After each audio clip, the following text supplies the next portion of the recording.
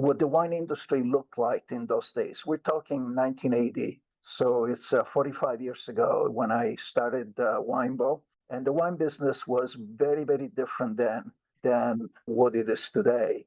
Wine really was French when it came to red wine. Italy was not very much on the map. There were a few Italian wines. There was Lambrusco, of course, a little bit of Soave and Valpolicella, the old Chianti flask, the straw-covered flask. Not much awareness of Italian wines in the wine-consuming world in those days. White wines were, for the most part, white Burgundy, and believe it or not, German wines. And that was pretty much it.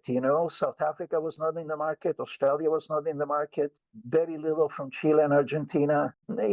Washington State wasn't even producing wine back then. It was a really, really Wow. different world. In that environment, we had to start asking ourselves what we were going to do to introduce and promote Italian wines. My decision to really get involved with Italian wines and leave the financial world that I had worked in after business school was an intuitive one. Hello, welcome to Masterclass US Wine Market with me, your host, Juliana Colangelo. This show has been designed to demystify the US market for Italian wineries through interviews with experts in sales and distribution, social media, communications, and so much more. We will quiz each of our esteemed guests in every episode to solidify the lessons that we've learned from the episode. So sharpen your pencils, get out your notebooks, and join us this week to learn more about the US market. Hello, welcome to Masterclass US Wine Market on the Italian Wine Podcast. Today we're joined by Leonardo LoCascio, a name synonymous with the modern success of Italian wine in the United States. Leonardo really needs no introduction, but I will give a brief one. As the founder of Winebow, Leonardo spent decades building one of the most respected Italian wine portfolios in America.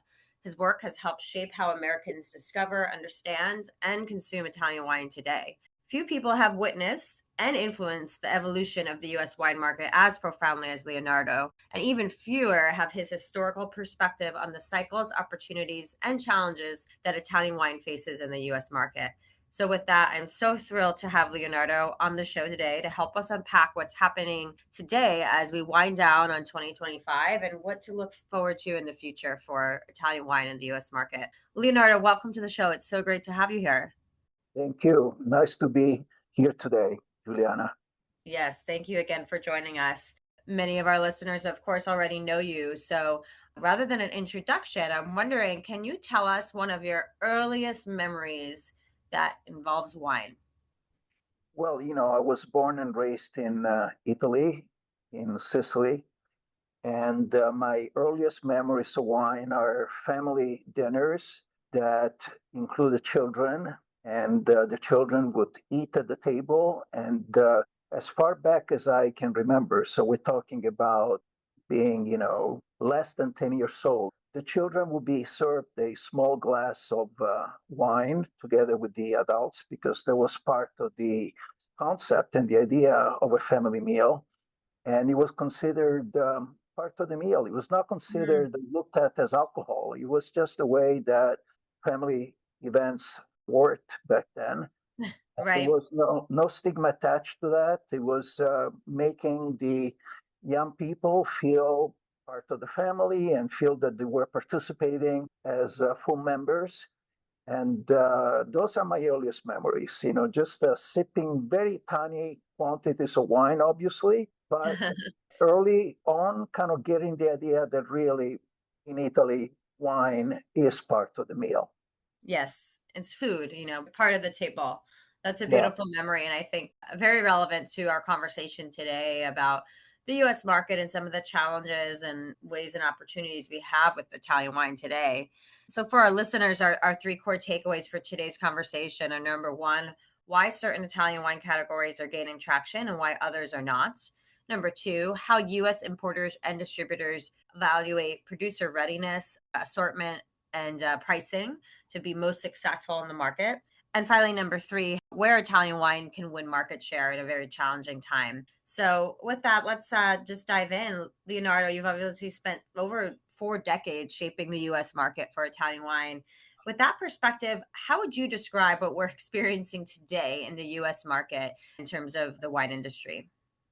Yes. So let me kind of frame this part of the conversation by going back a little bit, to the early days of Italian wine success in the US market, first introduction and then eventually success. I want to describe what the wine industry looked like in those days. We're talking 1980. So it's 45 years ago when I started Winebow. And the wine business was very, very different then than what it is today. Of course. To begin with, California wines, as incredible as this may sound, but were very little known, even in a sophisticated market like New York. They were little known and also little consumed. They were considered, even Napa Valley wines, alternative curiosities, but there Hmm. was really no market for those wines. And some pushback in restaurants to begin gaining acceptance. And I remember our early wineries that we represented from California and New York, because we were not just importers, we were also distributors. They had to be sold as a package, meaning Mr. Retailer, Mr. Restaurateur, if you're interested in experimenting with California wines, this is what the winery produces. It's three different sizes of Chardonnay, 750, half bottles, magnums. Then they produce Cabernet, they produce Merlot, they produce Gewürztraminer. If you're interested, this is your allocation. So they couldn't just buy, you know, three cases of Chardonnay. They had to buy probably six different items between sizes and different varietals, and agreed to start developing and helping to promote California wines. So this is California. Wine really was French when it came to red wine. Italy was not very much on the map. There were a few Italian wines. There was Lambrusco, of course. There was a little bit of Soave and Valpolicella.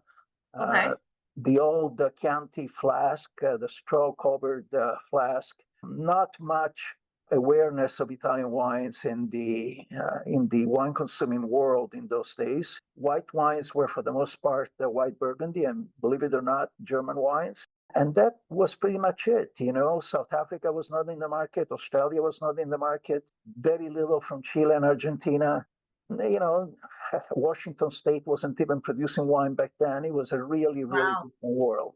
In that environment, we had to start asking ourselves what we were going to do to introduce and promote Italian wines. And I have to say that, I have a financial background, have an MBA. My approach to decision making has always been somewhat quantitative and analytical and so on. And it's an approach that has served me well in life.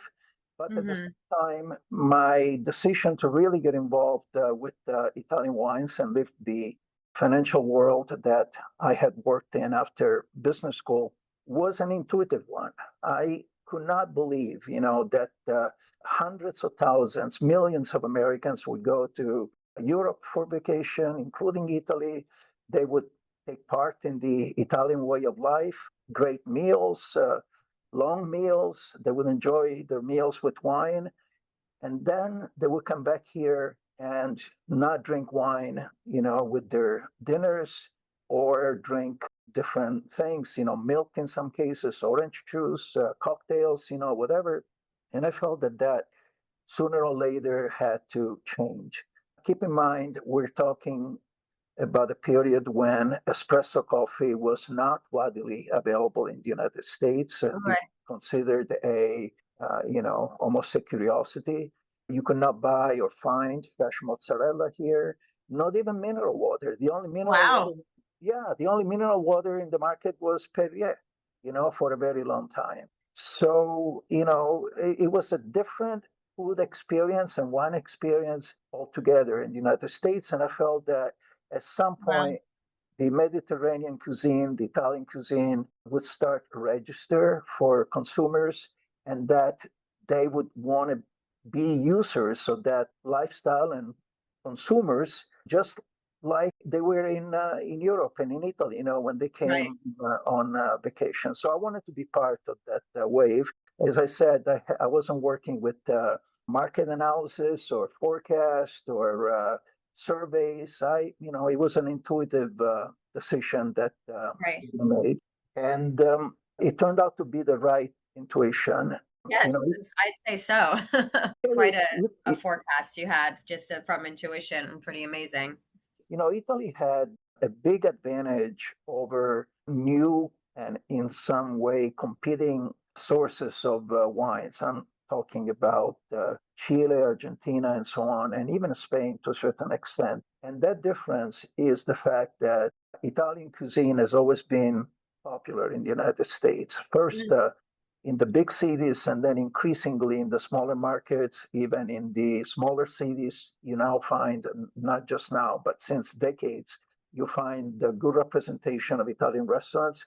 And Italian cuisine is very local. We have 20 regions in Italy. Think about them as you would think states in this Right. country.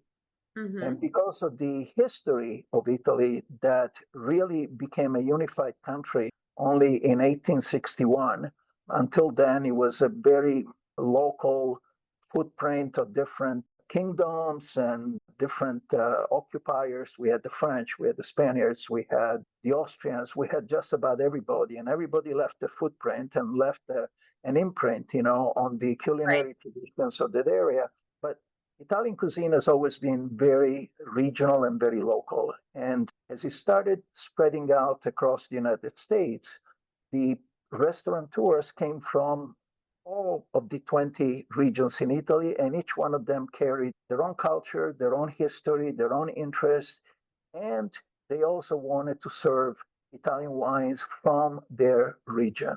This is not the same. Let's say, if you think about Argentina, Argentina has some great steakhouses, but it does not have a Mhm. regional cuisine.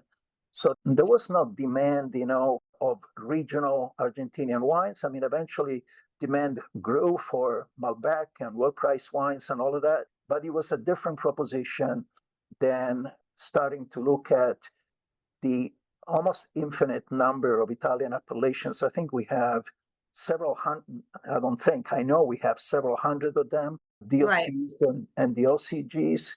And the restaurants were clamoring for those wines. It didn't matter to them whether they were known or not known.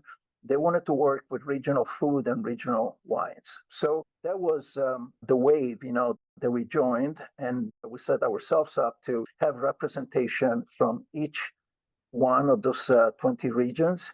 Okay.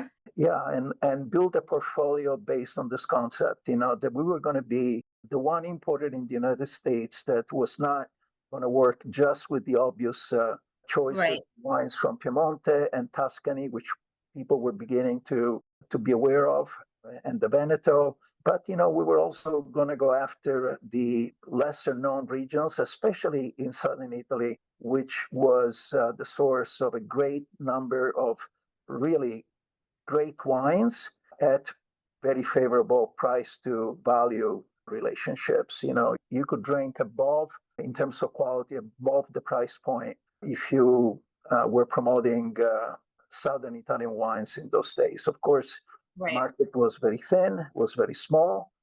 People didn't know them. The flip side of having such a richness of appellations and wine varietals and so on is that those were obscure, not only consumers, but also, to the trade itself, whether they were retailers or restaurateurs. So it became obvious to me that a big part of our work was education. And when I say Right. education, I mean it in a larger sense, not just towards consumers, but also towards the trade. Of course. Right. I'd imagine within the diaspora of Italian American immigrants in the US, like you said, there's Italian cuisine all over the country and pockets of Italian cuisine and a lot of pockets, of course, of Italian immigrants too. So I'd imagine, there is also that huge opportunity. But of course, outside of that, there's a ton of need for education. And even within, the Italian American diaspora education on the regionality of the wines and the particularities. So, how did you go about kind of tackling that topic? I mean, to teach people about Italian wine isn't an easy task, as we know there's so much nuance to every single region. So, what was the approach at Winebow when it came Yeah, to educating the trade? yeah. So first of all, we had to educate our own sales force, and we had an education department that eventually included half a dozen or so very competent wine professionals.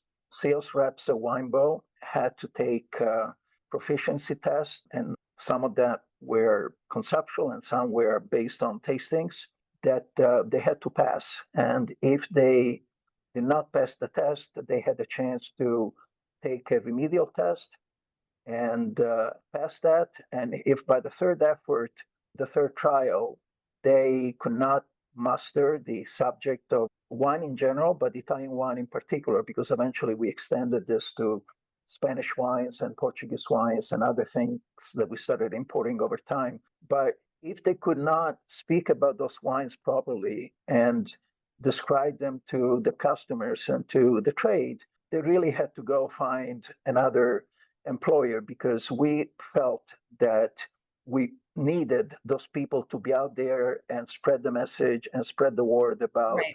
Italian wines, especially the lesser known appellations. So, we started having a lot of people that were well trained. They were out there talking to their customers, first in our home states of New York and New Jersey, and then increasingly around the country as we became a national player, a national importer of Italian wines, and eventually distributor of Italian wines in over 20 states. And that was really how we did it, by training our own people and then sending them out, doing a ton of tastings, a lot of events, seminars for the wait staff, talking to sommelier, and really raising the awareness of Italian wines. And as you said before, there were pockets of specific regions, where people had emigrated from to the United States. I'll give you an example. For a long time, we were the only importer of wines from the region of Calabria. That's the boot of Italy. There is a Where lot half of my them. family is from. So, Yeah. yes. Oh, okay. Yeah.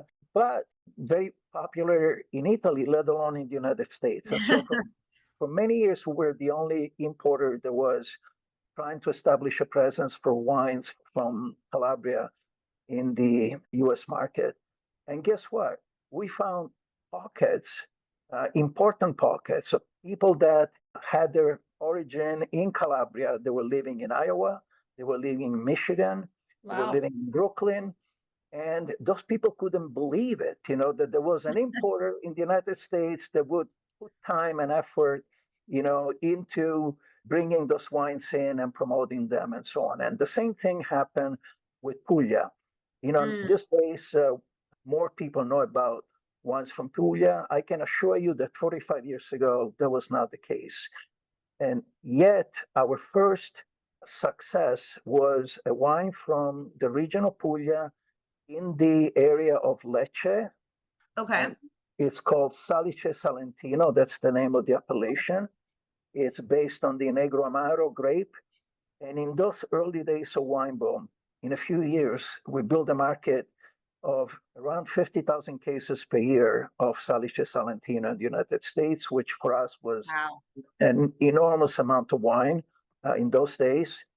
And, it was a wine that kind of matches what I was referring to before as a great price to value relationship. People couldn't believe how much quality and inexpensive bottle of wine like that delivered. And, once they got used to the concept, it made them interested and willing to try other wines that Winebow was importing from regions that to them were not well known. And so they would try one time a Sicilian wine, one time a Sardinian wine. Again, Sardinia, we used to represent, and that producer is still represented by Winebow, Argiolas, and for Hmm. a long time, it was the only Sardinian wine you could find in the US. And we built a market for that and did that for throughout Italy, but especially throughout southern Italy. We're talking about Calabria, Sicily, Sardinia, Puglia, Even Basilicata, the only landlocked region in Italy, it's a mountainous region, eventually became better known a few years ago. Matera, Basilicata was declared the cultural capital of the year in Europe, and a lot of people went to check out Basilicata and Matera and so on. Right. But when it came to wine, Basilicata and its Aglianico grape, it's a wonderful, structured, flavorful grape, was literally unknown in the United States. And so there was the habitat, if you will, that where we established ourselves, and we established Winebow as a source of interesting, if possibly unknown Italian appellations or not well-known Italian appellations. That caught on, it caught people's interest, and we started to receive a fair amount of recognition as innovators and as a source for those kind of wines. Yeah, and it So was kind of a blue ocean, in a sense of that, like you said, there wasn't a huge market here in the US for all these different wines and appellations. You were really the first to market with so many wines and so many brands in so many regions, which is yeah. incredible. So to go back to your question, why did certain wines succeed and some others did not? I think you have to distinguish the sourcing of those wines. If you are working in a well-known region like Tuscany, for example, everybody knows Chianti Classico, everybody knows, some of the other appellations, Vernaccia or Morellino, Right. whatever. You end up competing with a lot of good producers from those areas. And so it becomes let's say, competitive game, meaning how do you emerge Right. among a number of high quality properties from the same appellation? That's one set of challenges, and we can talk about that. If you're working in less known areas, the sales are a lot lower, obviously, as you establish those regions and establish those brands. But at the same time, for those people that are interested, there really wasn't much competition per se. We talked Yeah. about Salice Salentino before. Right. It's not like there were 10 Salice Salentinos in the market. There's eventually they started, more people started getting interested and more Right. suppliers seeing the opportunity in the US market, but it's a different competitive set. So, Like you said, it's a different market too, and different size of market that's going to go for a Salice Salentino versus, a Chianti. And I think that's something today that we need to look at for the market is what is the demand? What is the opportunity, the market opportunity for, let's say, a smaller, more esoteric regional wine as compared to, a wine from Tuscany? And how, as a supplier and of course, an importer, do you and manage expectations and build a realistic plan, especially when, we also have declining consumption and many other challenges. There's a sea of wine out there right now, right? And how do we work as strategically, as efficiently as possible in a world that's changed quite a bit since 1985?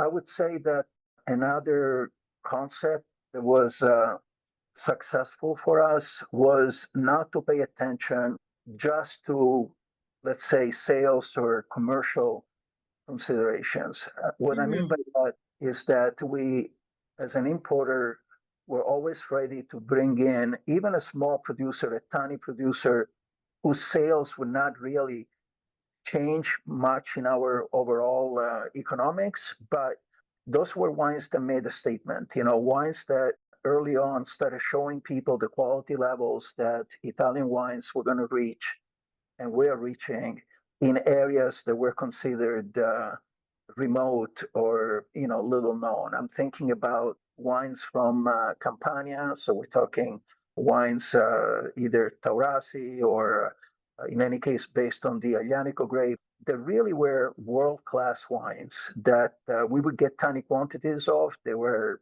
small wineries. They could sell all the wines they had in Italy, but we convinced them to send a small amount in the United States. And again, the volume that they generated was not important. What was important is communicating the very high quality level that this regions, we're reaching. So if I had to make a recommendation to an importer today, I would say, yes, pay attention to the sales numbers, pay attention to, the business side. At the same time, keep your focus and keep your priority on Right. importing the very best wines you can find. Right, and quality. No, Yeah. absolutely. I mean, it's kind of, I think, in a lot of ways right now, coming back to some of the basics. You talked a lot about education. You talked about your team being just out there in the market, on the floor, working with the restaurants directly to train their staff, teaching them. I think it's all of that is still quite relevant today.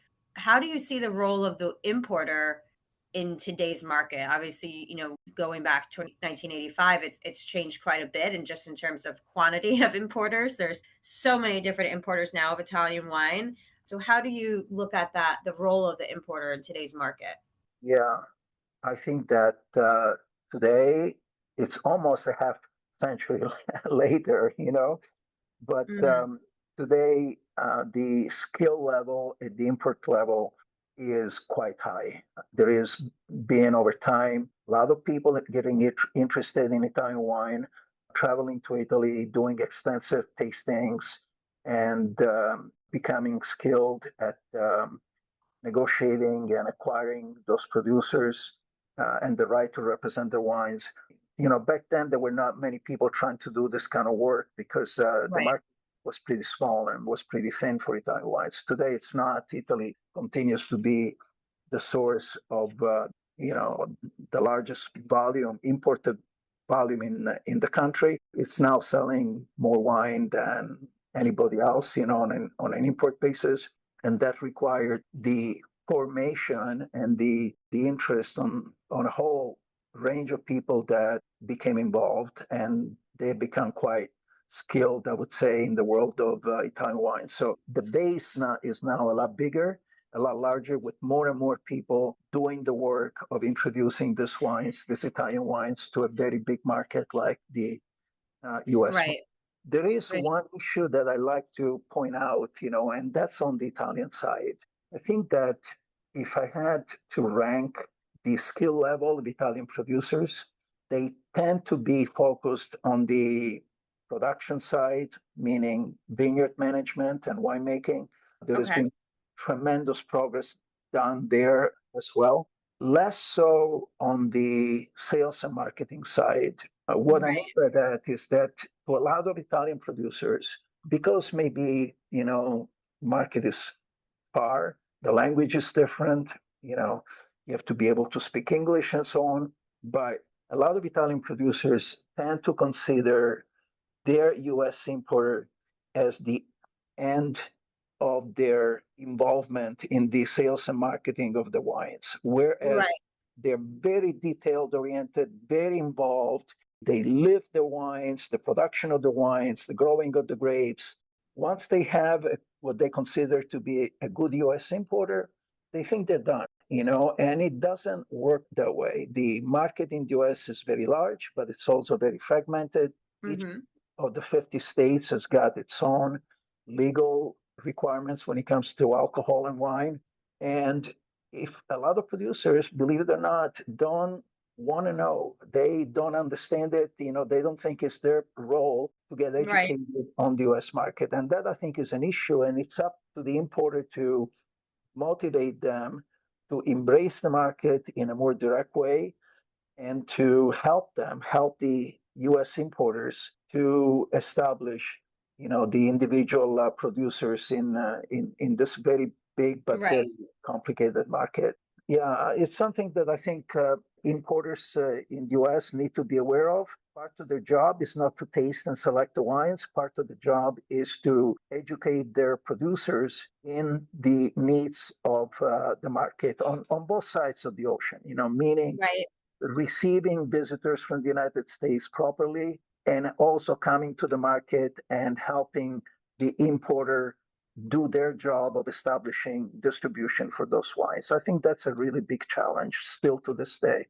Yeah, I think that's a really great point, and a point very well taken. I think that many of our listeners will really appreciate is just the importance of understanding the US market, right? And understanding, like you said, what means to sell wine in California versus New York, right? Yeah, Two totally different worlds. Understanding what draws a consumer's attention, just standing, a store and watching how people pull bottles off the shelf, understanding how retailers are placing product on the shelf, looking at all the promotions, the coupons, everything, especially in a world today where we face increasing competition from spirits, from ready to drink cocktails, cannabis, you name it. There's so many threats out there that it's important to really understand how to place your product and make it relevant. I think relevancy too is a challenge right now of how do you make esoteric small production Italian wine relevant to the consumer, right? How do you make it understandable to them that makes them pick it off the shelf or off the wine list? And I think that continues to be a challenge, and like you said, is directly related to sales and marketing. yeah. And this is a really key point because in reality, we don't have a US wine market. We have two. We have a market for, let's call them branded items that tend to find their route to market via the chains and the supermarkets. However, that chain and supermarket channel is not available all over the country. It's only available mostly in the southern and western states, let's say the newer markets. But in New York, you don't have one in supermarket. You don't have chains. New Jersey is the same way. Right. Massachusetts is the same way. Washington D.C. is the same way, and so on and so forth. So if you are a wine producer that does not make wines that lend themselves to become brands, where you often talking about a label as opposed to talk about an appellation or a Mhm. single wine, you need to make sure that your distribution choice in the US is the right one that can tackle those markets that has expertise in selling to chains and to supermarkets, because otherwise you're going to be in the wrong channel, and those wines that you're making that are not brands, but they are smaller, more, less available, perhaps more expensive wines are going to die in that channel. So Right. you want to be with an importer that understands those wines, can market them properly, has a big presence in restaurants, has a big presence with the specialty retailers and so on, and choose that as your partner, in the US and vice versa. If you are a big brand and you go work with a small importer who has expertise in different channels, you are with the wrong importer. And this is an awareness that it sounds like obvious, but it's really not a given. And it needs to be Yeah. explained over and over and over again. And then, if you make a mistake there on both sides, if you're importing the wrong wines or if you're the producer selling to the wrong importer, it's going to take several years to disentangle, from that Yeah. conversation. So the work that goes into making those choices and those selections really pays off in spades, because if you are doing the right choice, you're going to be so much ahead of the game. If you're just going to be tentative and kind of, fill your way with different importers and different channels and so on, you really it's going to take a very long time to get established in this market. Absolutely. I think that's such a fundamental piece. Like you said, the alignment needs to be there between the supplier and the importer, and you have to be with the right partner to really be successful. And that means a very long courting process, let's say, of spending some time dating, getting to know each other before making those commitments. Because, Yeah, as you said, yeah, otherwise you can really waste a lot of time and resource and create frustration on both sides. So I think it's a really fundamental reminder and important, like you said, to constantly be reminding people in the market of that very fundamental piece. What would you yeah. say, looking ahead with the market as it is right now in the US, are some of the skills or strategies that you'd recommend to importers of Italian wine? Yeah, we're facing at the moment a number of externalities, that are very difficult to navigate. You mentioned before the decrease in consumption. I think that's a very real phenomena that's happening in the market after 30 years of constant growth. We're now having a moment of pause. Inside all of that, there is the tariff situation, which is very threatening to, importers and producers both. And it's not clear how this is going to get settled in the long term. But at the moment, just within this year's time span, we had the double whammy of a 15% tariff on top of a 15% decline in the value of the dollar. That's 30%. And then you put that 30% through the distribution system where there is an importer, a distributor, and a retailer or restaurant at the end.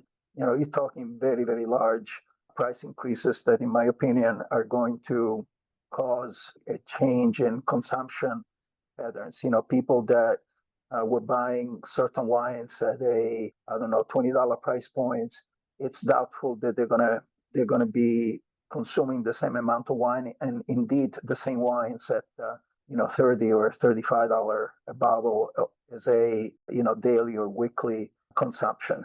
So those challenges are real. My own experience in confronting external factors, and over the years, the decades that I've been an importer, there were a number of those. We had parity between the dollar and the euro, and we had the euro at 160. I mean, that's a Wow. 60% difference just on the exchange rate alone. We had a financial crisis in 2008, 9, and 10. We had September 11. We had, all kinds of things, that had to be navigated.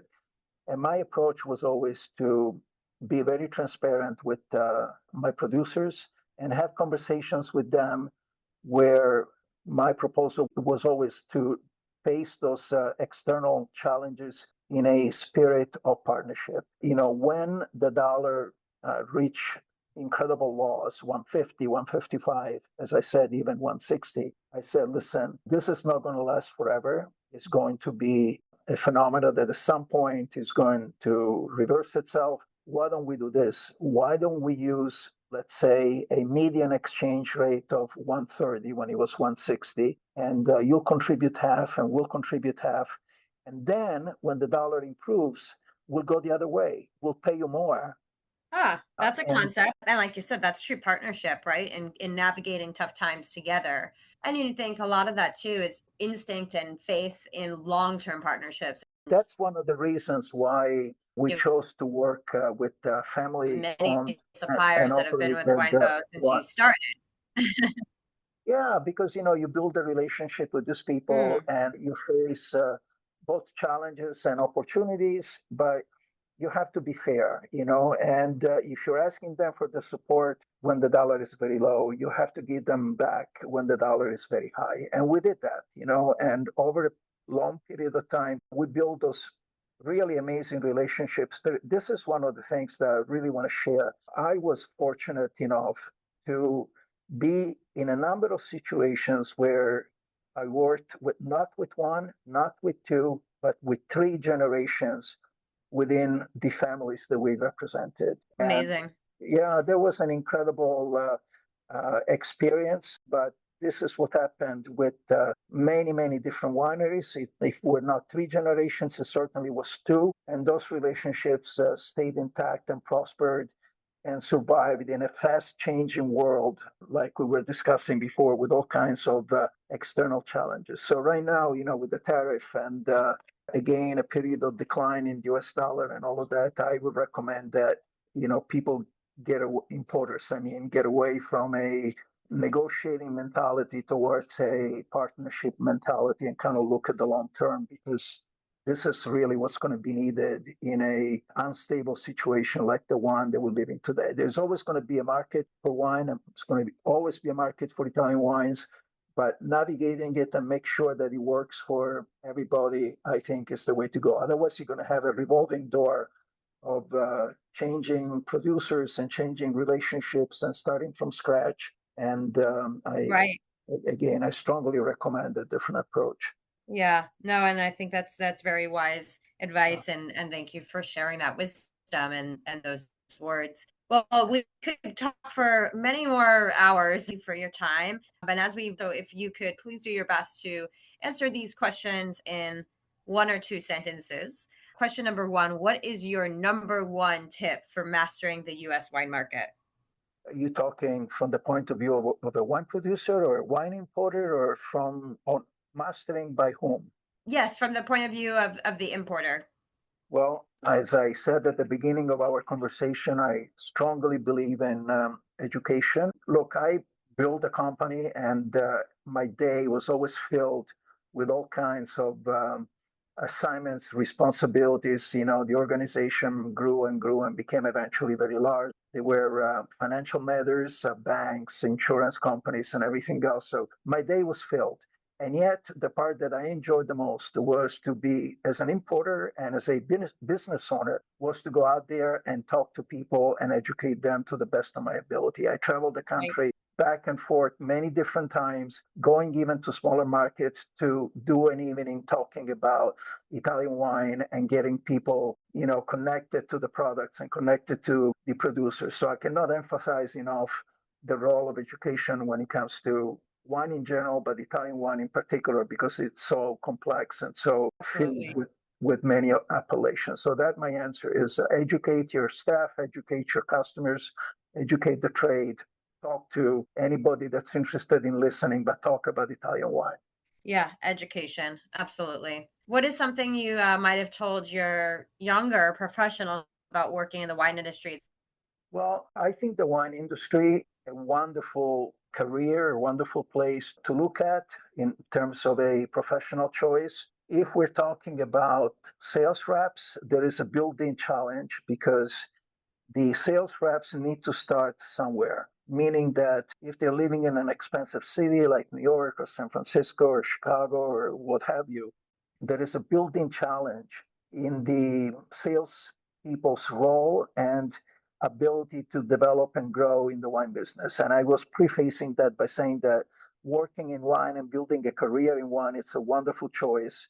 And it's also, it can be financially rewarding, but it's the initial years that are the problem. You're having very talented young people that need to survive in what is essentially a commission-based business in a very expensive place. So I think that investing in those people, putting them on a salary as opposed to a commission base until they're ready to do that, it's something that is a very wise choice on the part of top Italian importers and distributors, because those are the people that are going to help you build your business and to expand your business. But they need to be supported in the early stages of their careers. And a lot of time they're not, they're put on commission when it's too early, and they struggle with that. So I think that's an investment that needs to be considered, and in many cases needs to be undertaken by people that are trying to develop a market for Italian wines.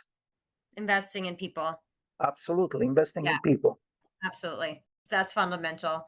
And I think relates, like you said, to education, of course, as well. And then finally, last question.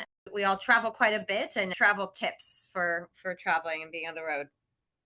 Well, I'm not the best person to answer that question, because my history has been to develop close relationships with the owners of wineries and vineyards. And as a result of that approach, I ended up staying most of the time not in hotels and not in resorts, but being a guest of the people that I was representing in the United States. So, I think that travel tips are individual choices. My choices went towards, the overarching goal of building those relationships. And that included getting to know the families and being with them and, spending time in the homes and so on. I love that. Yeah. Build those relationships, and then you never have to book a hotel. Well, Leonardo, thank you again so much for joining me today on the Italian Wine Podcast. I really, really enjoyed our conversation, all the wisdom and advice you shared, and thank you again for being here. Thank you, Juliana. It's been a pleasure talking to you, and salute. Salute, chin chin. Thank you for joining me today. Stay tuned each week for new episodes of Masterclass US Wine Market with me, Juliana Colangelo. And remember, if you've enjoyed today's show, hit the like and follow buttons wherever you get your podcasts.